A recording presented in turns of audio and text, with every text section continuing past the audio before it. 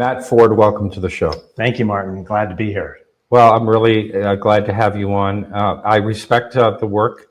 You came right out of the gate, and I look at this guy in a nice suit and well-spoken and a very professional job, nice background, the whole deal. Thank you, Martin. I appreciate it. I've been a fan of your work for quite some time. I think yours was definitely one of the first few podcasts that I came across and listened to, and have been a fan of your work for quite some time.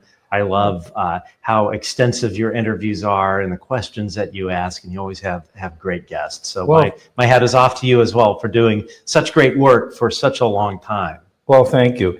Yeah, so, had someone, how you get all types of comments from people. Sure. I had someone wrote, well, the only thing good about this podcast is it's been going a long time. Otherwise. Hey, that's a great sign. If it's been going on a long time, that means you're doing something right. Yeah. There have been times where it was a little tough that I thought, well, maybe, it was costing me a good amount of money to put the show together. Oh, yeah. If I didn't do it for the love of doing it, then I would have bowed out right then. Right, yeah, and and that's why I always say it's like everybody, most people don't understand that producing this content, it takes money, and you can only kind of do stuff for so long. So I always encourage anyone that is a fan of any podcast or YouTube show, and you're a regular viewer, to donate. If I don't know, Martin, if you have a Patreon or anything like that, but yes. Donate, donate to Martin's Patreon page. It's like, people got to make a living. People need to, at the very least, cover their costs. Yeah. And like everything in the world, nothing is for free. Everything costs something. So having people financially support creators allows all of us to bring you the content that you enjoy. Yeah, thank you so much. And I hope the same for your show, the Good Trouble Show that you do. Like the name of that, by the way, right away. Thanks. Yeah, the late, great John Lewis. Did it take you a while to think of the name of the show? No, not at all. Yeah. I had been a fan of the late, great John Lewis for quite some time. And I thought that his phrase of good trouble, because I've always been a troublemaker as a kid, and my mom used to call me the hive whacker, of going like whack the beehive, and so I was like, good trouble. That's because it's like the trouble I cause, I want it to be for good reason, not to just like be a jerk. Yeah. So to affect positive change in something, be it politics or UAP or whatever. Yeah.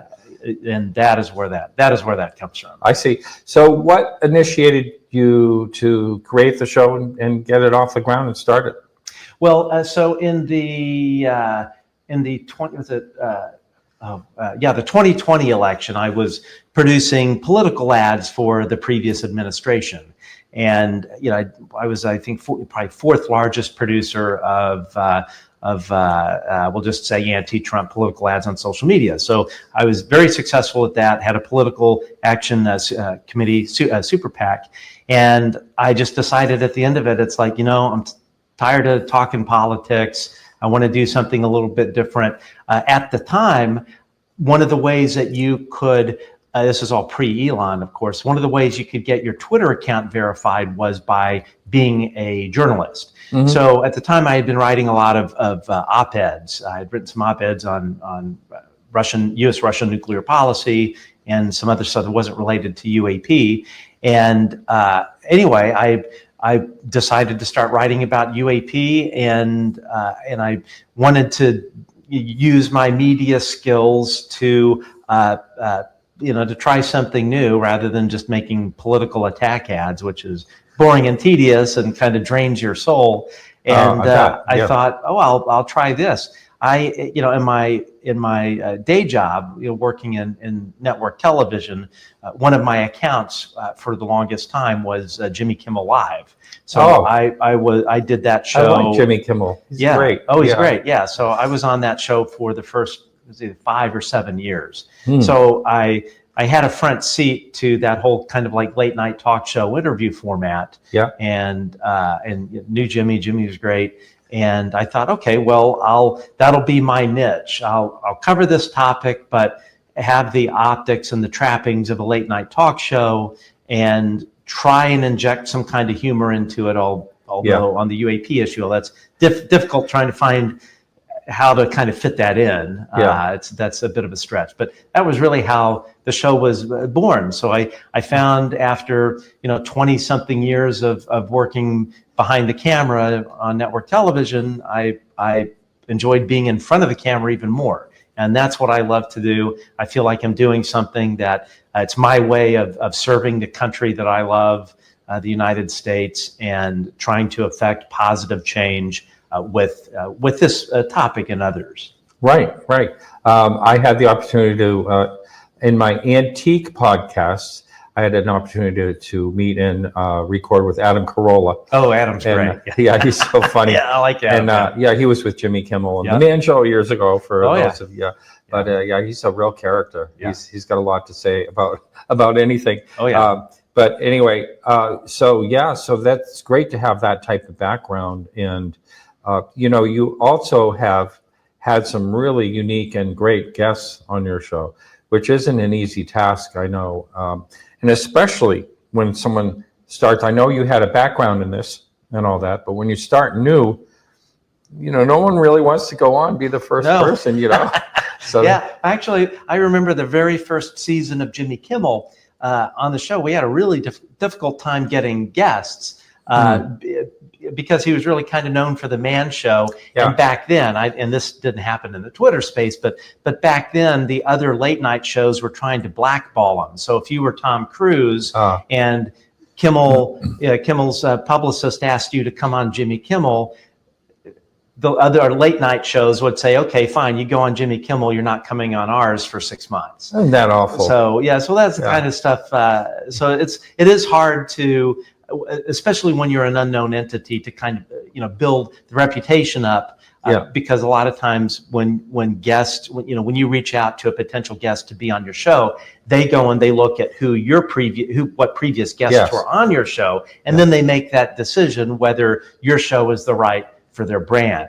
And so I get turned down all the time. I never take it personally. Right. And we all do. People don't understand that, but if you would know the people that I've asked on this show, but like we had in our breakfast conversation yesterday, it's like, don't be afraid to ask. Right. I mean, the worst thing that can happen is no. Yeah. And that's okay. Yeah. And then I'll go back and ask again. Yeah. So whatever that saying is, you miss 100% of the shots that you don't take. But yeah, it took a while, I think, because I kind of came out of nowhere.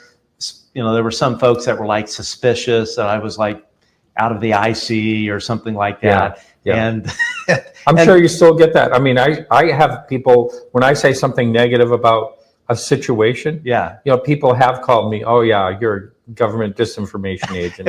It was funny. I was sitting outside visiting with Jeremy Corbell, and he's like, yeah, man. He goes, when you first came on, I didn't know what to think about you. I thought you were maybe CIA or something. It took me a while to realize you were a good dude. Yeah. I just thought it was so funny. I love Jeremy. Yeah. Him and George Knapp have always been very inspirational to me. But yeah, I was like, hey man, I totally get it. I would probably be suspicious too after the decades of the intelligence community and other elements of the government infiltrating this topic for decades upon decades. So of course you should rightly be suspicious, or at least be like a little bit of a weary eye about somebody that comes on. It's like, who is this person? So I didn't take it personally at all. Yeah. And actually it was one of the sayings that Jeremy Corbell said early on: to be trusted, you must be trustworthy. And that really, really stuck with me. Oh, yeah. And I think because I was covering the topic from a national security and legislative lens, and because there were a lot of people, either current or former DOD and IC, that were starting to reach out, not tell me anything classified. I never receive or will ever have anything classified, but people, I developed a reputation that people could trust when they would tell me things, and I keep I respect privacy and confidentiality, and as Jeremy Corbell so accurately said, in order to be trusted, you have to be trustworthy. Yeah. And you break that trust. Just one time, that's it. Your That's reputation right. is everything. It's a small world when it comes to, when something negative happens. Like, I've been entrusted with a lot of things, but people have told me. Yeah. And plus, of course, you have people's contact numbers and their address. Like I had lunch with Jacques Vallée and his apartment in San Francisco. And I would never betray any of that.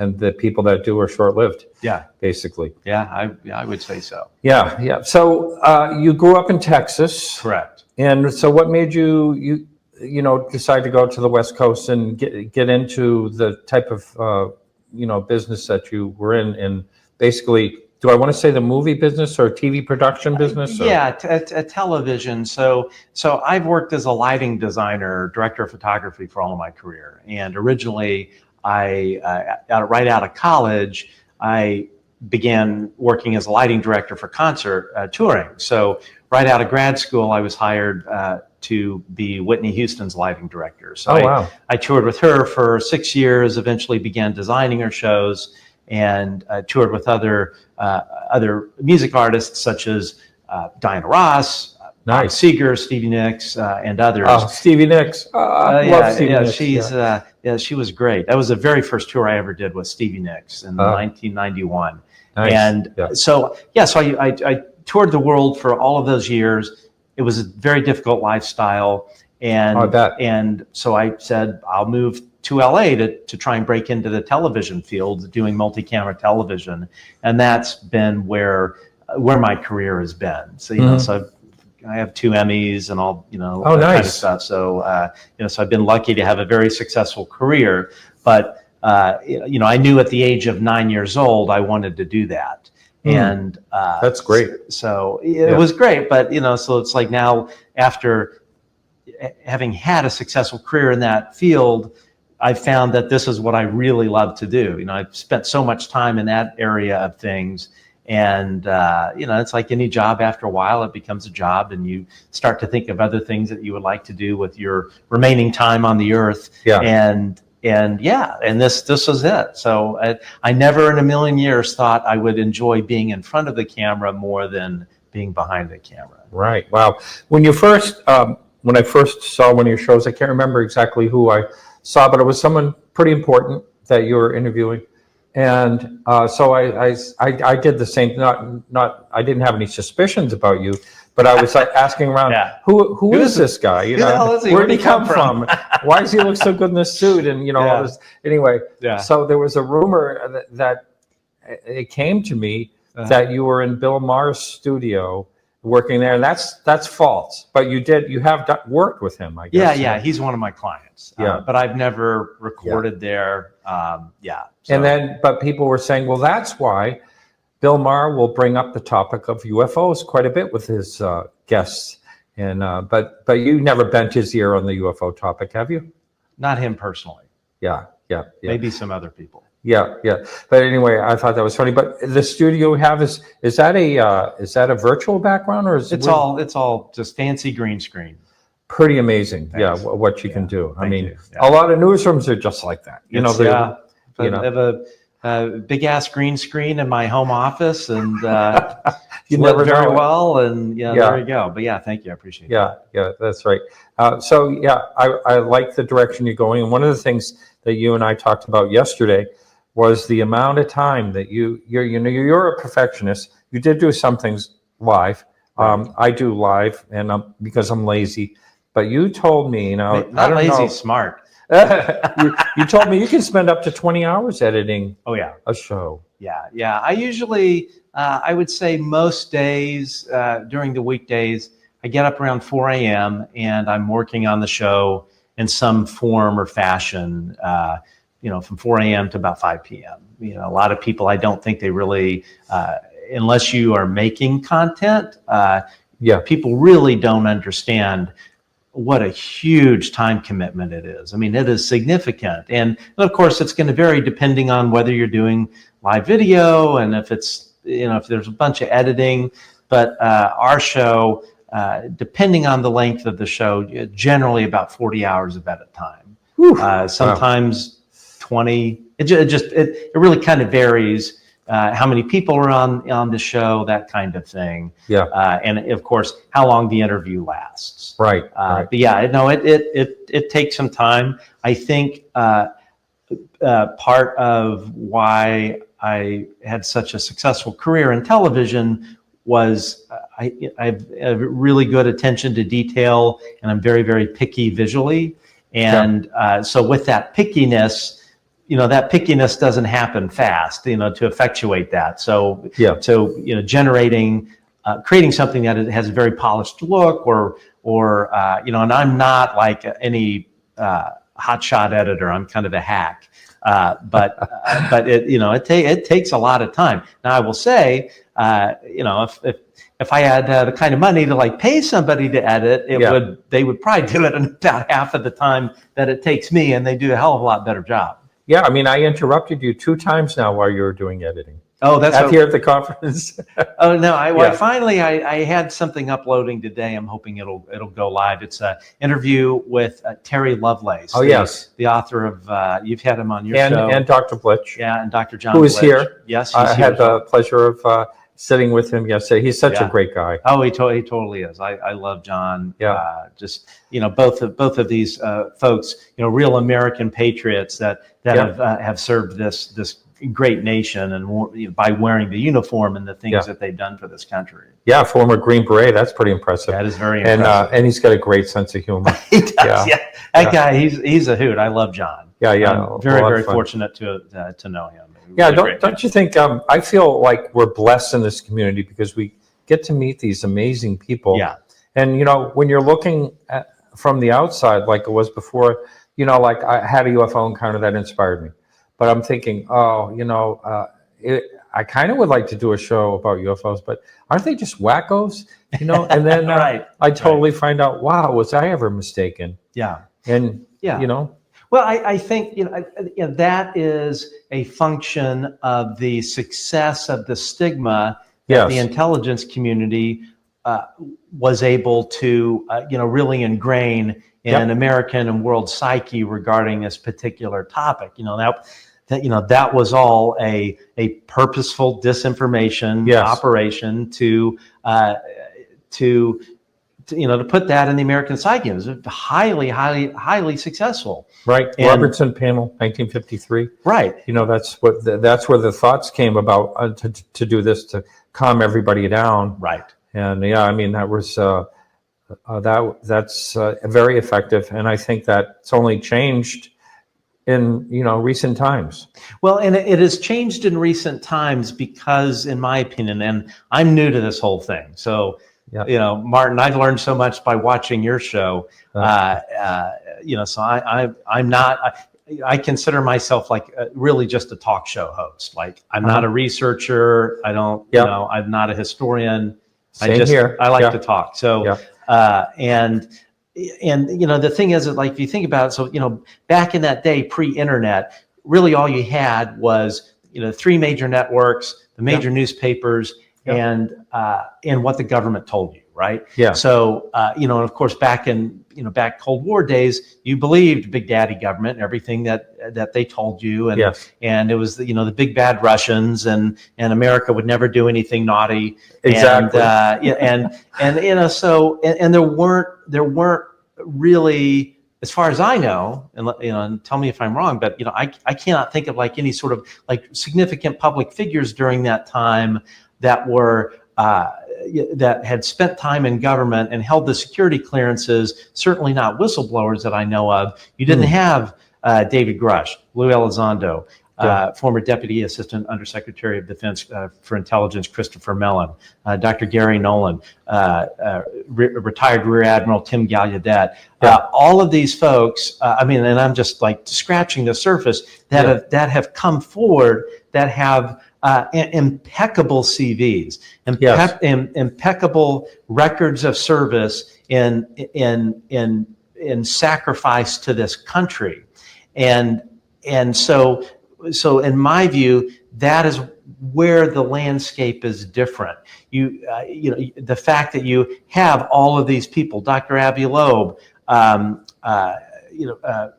of these folks, Lou, Dave, all of these folks going in and testifying to Congress in a classified setting, in a public setting as well, and that is why the landscape from where I sit is different. So the fact that you have these people with impeccable reputations moves the ball.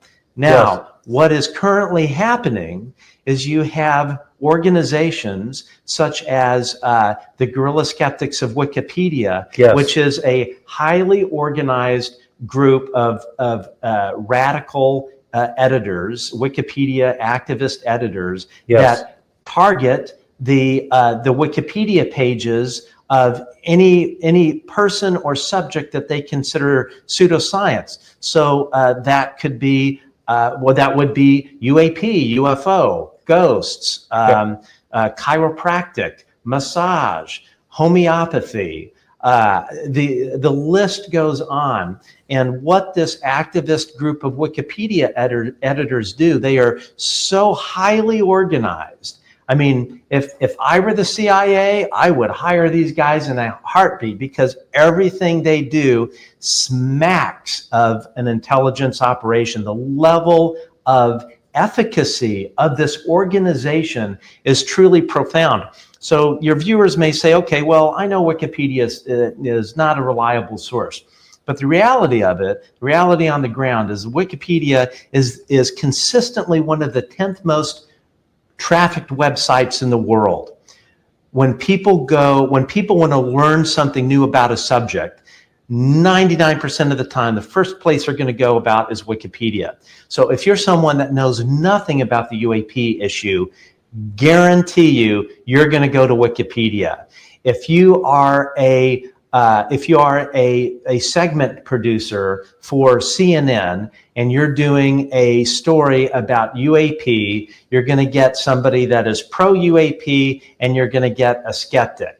Where are they going to go to find those people? They're going to go on Wikipedia. They're going to go and they're going to find McWest's profile, and they're going to go, wow, this guy's profile is really well written. It sounds like this McWest guy really knows the science and the reality of all this UAP stuff. And they call him a UAP expert. UAP expert. But then let's say that same segment producer goes and looks up David Grush's Wikipedia page. And that segment producer, again, this person maybe knows nothing about UFOs, looks up David Grush's page and reads on Wikipedia and reads it. And it's like, wow, this guy sounds like he may be a nut job. He's lying. Maybe this McWest Wikipedia page, this guy really sounds like he's grounded in reality and knows what's going on. But boy, when I look at David Grush's webpage or Lue Elizondo's webpage, I'm not so sure about this guy. So that segment producer for CNN is going to make choices about who they put on that show. But what that CNN segment producer doesn't know is Susan Gerbic and her Wikipedia skeptics, Wikipedia editors, have not only written and or tampered with David Grush's Wikipedia page and Lue Elizondo's Wikipedia page, where they have skewed the page such that in the first 2 to 3 sentences, they have so skillfully written that page that in such a way that if you know nothing about that subject, in the first 2 to 3 sentences of that Wikipedia page, you immediately have an impression about that person.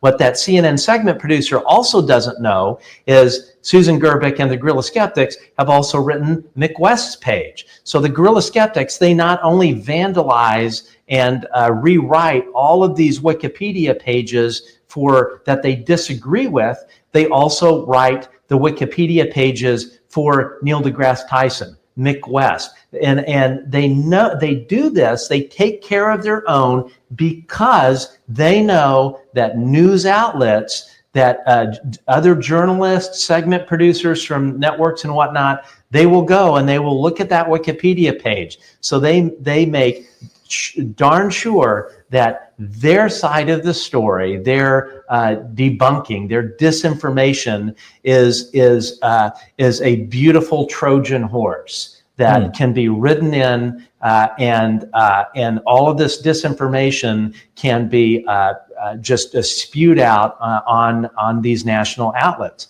And that kind of stuff, when you're like, okay, so you got a small group of editors, Wikipedia editors that are doing this. This organization, Martin, is so prolific. They have over 200 Wikipedia editors that are highly trained, have high seniority. You may ask, okay, well, how much of an impact have they had? They have written, rewritten, or written from scratch well over 2,000 Wikipedia pages, with well over, just for the Wikipedia pages that they have written, rewritten, or written, they have in excess, just as of a couple of months ago, in excess of 200 million unique views on Wikipedia. Ooh. That kind of impact has a profound, or that kind of operation, information operation, disinformation operation, has a profound impact not only on public perception, but also the perception of lawmakers in Congress. That is their purpose. Just today, Martin, this is breaking news for your show. Just today, Susan Gerbic and the Guerrilla Skeptics, one of their editors, or someone that is likely highly associated with them, was just successful this morning in taking down the Soul Foundation's Wikipedia page. Oh my God. It is completely off of Wikipedia. The same Wikipedia editor who goes by the same name, goes by the screen name of Chetchford, managed to remove former Deputy Assistant Undersecretary of Defense's Wikipedia page, Christopher Mellon, former presidential advisor Harold Malmgren, right. Presidential economic advisor Pippa Malmgren. Early this week on my show, I did a little 16-minute segment discussing all of this, and I was directing the discussion directly at the head of Susan Gerbic, who runs this nonprofit based out of Salinas, California, called About Time, which is the umbrella organization for the Guerrilla Skeptics. I did essentially like an op-ed about it. And one of the things that I brought up was that this same individual, so someone had managed to reinstate Christopher Mellon's Wikipedia page, this same individual that either works for the Guerrilla Skeptics or Susan Gerbic and her organization possibly coordinates with, or communicates with. This person tried to insert into Christopher Mellon's newly reinstated Wikipedia page that Christopher Mellon's grandfather was associated with the Nazi Party.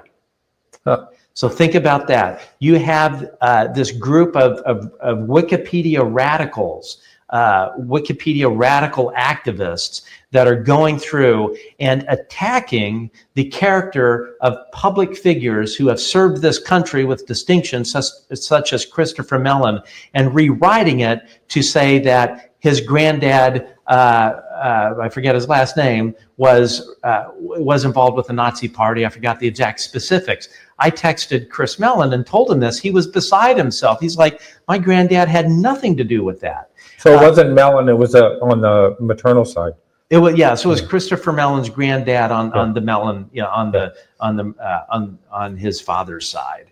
But that is a kind of extremism. This is a kind of radicalism that groups such as the Guerrilla Skeptics of Wikipedia and Susan Gerbic and Mick West, this is a kind of radicalism and attack on free speech that they actively engage in. It's an abomination. It is an attack on free speech. It is an attack on everything it means to be an American. It is an attack on veterans that have served our country and have worn the uniform. The attacks on veterans such as Lue Elizondo, David Grush, Chris Mellon, the list goes on and on.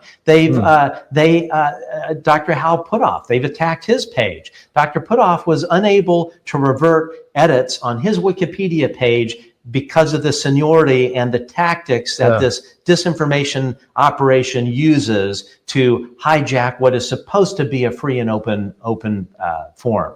Right. And when unfortunately, when people read something, that's why Facebook and other social media, X and all that, has been, I think, a detriment to our society. Yes. Because people are reading things and it's facts. It becomes fact to them. Yes. Because they read it. Yes. Because the old saying about believe half of what you read, or whatever it was, or none of what you read, I think really holds truth. I mean, there's so much out there that, I don't even look at anything without fact checking it. Right. And I'm not even talking about something I would talk about publicly. Right. I'm talking about something I'm looking at. Right. Well, that's horrible. Well, let me look into it. Right. And it's like, at least 50% of the time, there's no source. It's just something someone created. And I'm saying on the left, on the right, it doesn't matter. It's so yeah, we have to, when it comes to this, that does sound, when it says it's a private entity or whatever, it doesn't follow the freedom of speech type of thing. But still, that's this is really terrible. It's horrible. And, I had Bob Weatherly. Who am I thinking of? Oh, Rob Heatherly. Yeah. Rob. Yeah.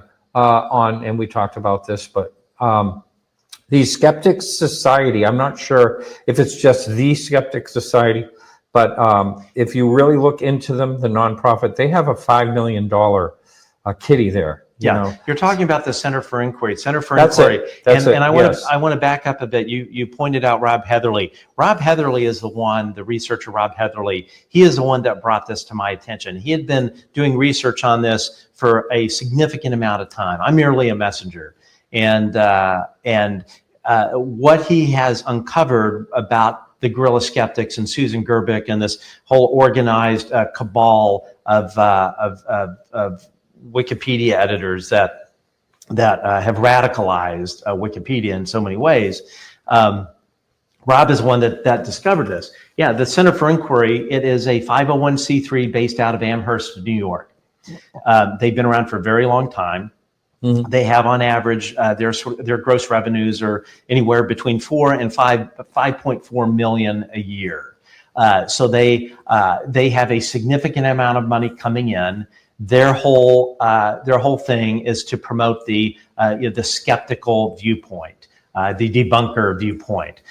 The amount of money that comes into them from foreign sources appears to be significant. Anyone can go and look on the IRS website and look up a Form 990 for the nonprofit called Center for Inquiry. You can do the same thing, abbreviated Form 990 for Susan Gerbic in Salinas, California, and her nonprofit called About Time. Now, with Gerbic's nonprofit, because her gross revenues are apparently below $50,000 a year, she does not have to file a detailed financial disclosure form. Versus Center for Inquiry with millions of dollars coming in, their IRS Form 990 is about 50 pages long. Wow. And you can go through and you can see how they spend their money. You can go through and see these $50,000 wires that they are receiving from foreign accounts. And in my personal opinion, I believe all of these organizations, be it About Time, the Guerrilla Skeptics, Center for Inquiry, in my personal opinion, they are being funded likely by CIA cutouts. Sounds like corruption to me, in a way. It's in my personal opinion, it's highly corrupt, and as I'm sure you know, Martin, there is a history of the CIA funding these sorts of disinformation operations. Project was a Mockingbird, I think. Yes. And so all of that, if it quacks like a duck and walks like a duck, it's a duck, and this thing quacks like it's coming out of CIA. Yeah. It is truly a disinformation campaign that has a profound effect. It is highly organized. It isn't a bunch of amateurs the way that they try to make it out to be. And I cannot think of anything more un-American than doing that. Right. So let's just take a little bit of a jag, and I want to talk quickly about Terry Lovelace, who you interviewed. I interviewed him quite a while ago. That's quite a story. It truly is. This interview is close to 3 hours long. Wow. It is was a very, very highly detailed interview. I know he had commented throughout. These were questions he was really happy to answer. And what was great is we had Dr. John Blitch on as well. Yeah. So the first half is just Terry. And it was first time Terry ever coming on my show, and I don't think Terry has done an interview in a few years. That's right.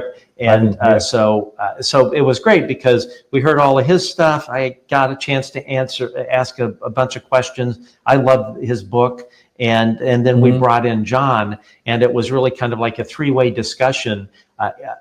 John was very familiar with everything Terry had been through. And of course, John is an experiencer as well. So having the combination of those two together who are clearly very good friends and have known each other for quite some time. Yeah. It was a really great conversation. The interview should go live today. Yeah. Probably about an hour after we're done here. Yeah. So I've been trying to make some edit fixes here. I hope I didn't screw anything up.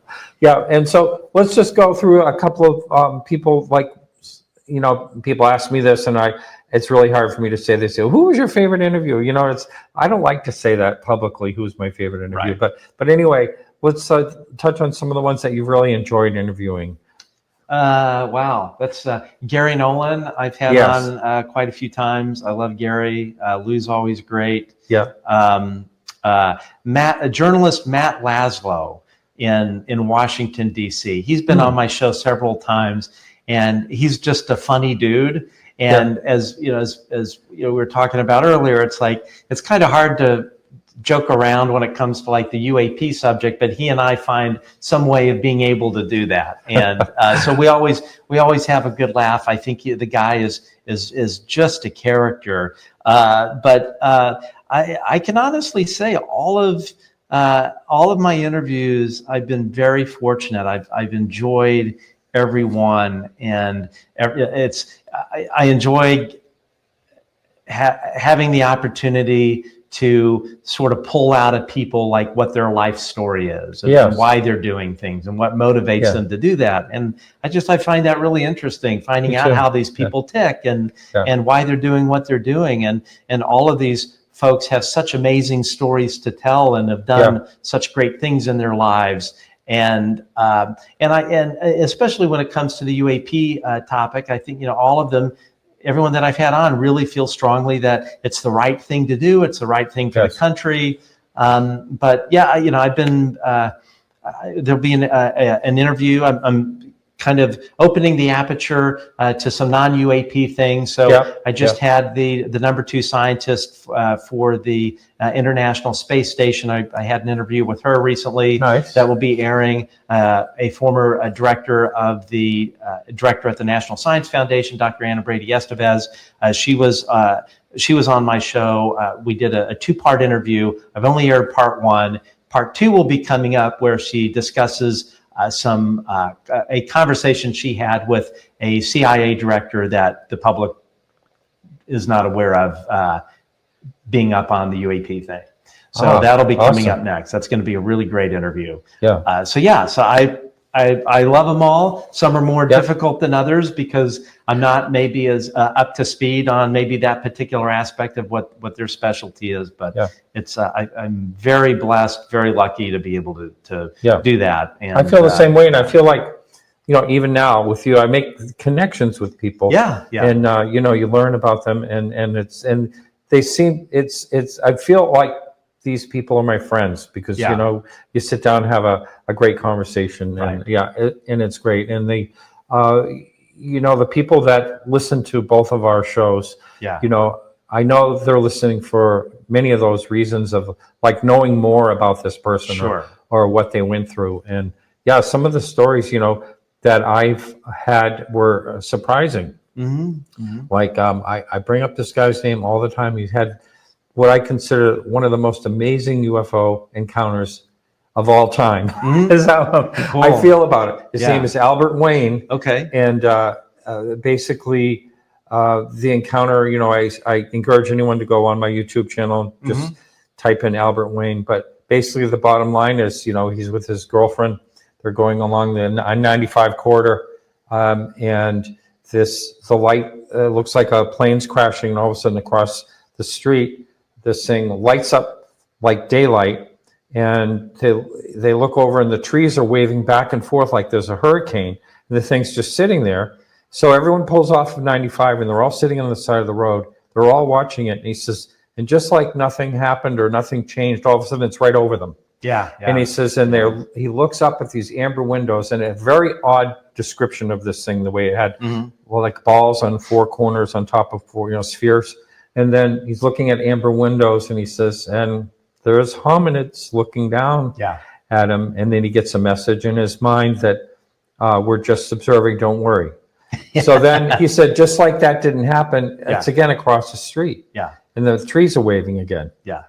And all of a sudden it takes off. Now the whole line of cars, I'll just tell the story real quick. The whole line of cars are all pulled over watching. And all of a sudden the thing just shoots off. He turns over and looks at his girlfriend and goes, don't worry, let's go get an ice cream. So they drive down the road. They're driving down the road, and they come to the first exit. Every single car goes off the exit. Every single car goes into Howard Johnson's to have ice cream. It's it's an inappropriate reaction, I think, is what it's called. That's common. And I think what's great about like what you're doing and myself and others is when you have really great UAP shows like what you're doing, and someone that sees this stuff and maybe they question about, well, did I really see it? Am I nuts or whatever? Yes. Having great programs that you can go and listen to and hear other people appear on like your show, Martin, that have those same stories, and so when you go and you listen to that, and maybe you're not so sure because you've got these disinformation artists such as Mick West and others saying, "Oh, you didn't see what you thought you saw." It gives you solace in knowing, wait, all these thousands of other people saw the same thing, so I'm not crazy. That's exactly right. I mean, he was listening to my show. He got up the courage to contact me. And he had never told the story before. Exactly. So great shows like yours and others, it gives people the courage and moreover gives people the permission to talk about, to feel like they can talk about their experience and not have to worry about ridicule or anything like that. And that's that. Martin, doing something like that, that's a gift to people that have encountered these things, which can often be traumatic and be difficult maybe for people to personally deal with when they have these encounters with these things. That's right. Well, it's a good trouble show. You can see the YouTube channel. Go on there. And Matt Ford, it's been a real pleasure. Thank you. And I look forward to having you on the show. I very, very much. We got to figure that out. But love to do that. Awesome. All right. Thank you so much for having me. Thank you.